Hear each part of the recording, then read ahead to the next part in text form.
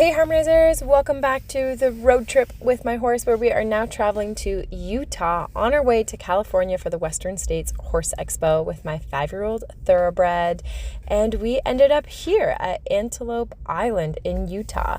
And that's Franny with me with her horse Nova.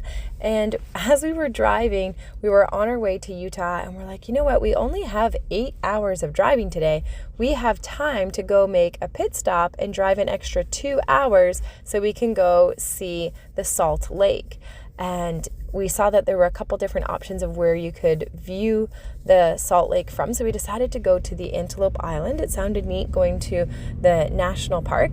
And one of the interesting things when you are driving along and you're adding spur of the moment decision places to go, you don't always know where to go. So we were trying to figure out, how do we get down to this Salt Lake? So we kept going down to different places, trying to figure out how we could work our way down, and realized that it got way too rocky on this particular path. So we could see the Salt Lake, but we could not get to the Salt Lake. But we were still determined. We're like, okay, we are still going to figure out how do we get down to this Salt Lake. And as you might be able to tell, the sun is slowly setting, so we're running out of time that way, and the clouds do not look super friendly. This seems to be a bit of a theme on our trip, is that we have these impending thunderstorms always kind of looming around us, sometimes being like, you better hurry up because it's all about to come down on you soon. So we're exploring a little bit, looking for ways how we can get down to this Salt Lake, and we really don't have that much time to try to figure it out.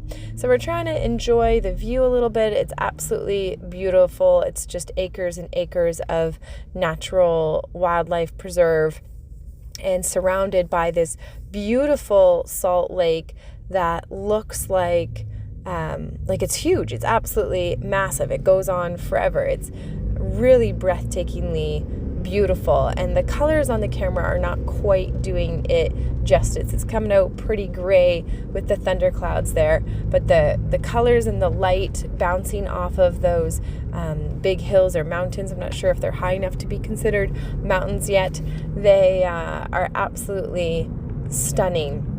And so we're going around, and as we're doing all of these little things, Franny and I like to separate our horses sometimes and do a little bit of individual riding and sometimes together.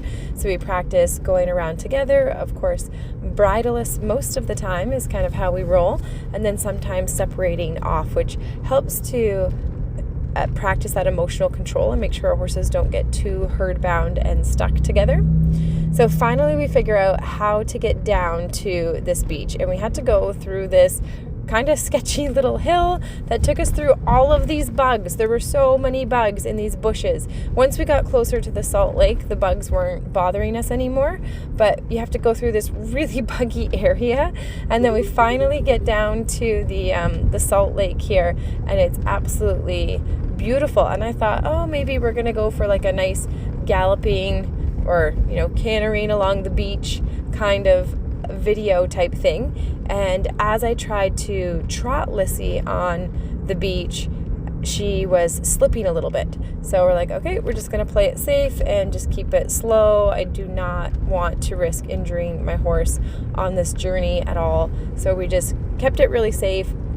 And it's huge. Like this little clip here kind of gives you an idea of just how massive, and this is just a small little area of the island that we went on. This was absolutely massive, and we had to drive on this really long bridge to get out there, and you can see it just stretches on for literally miles.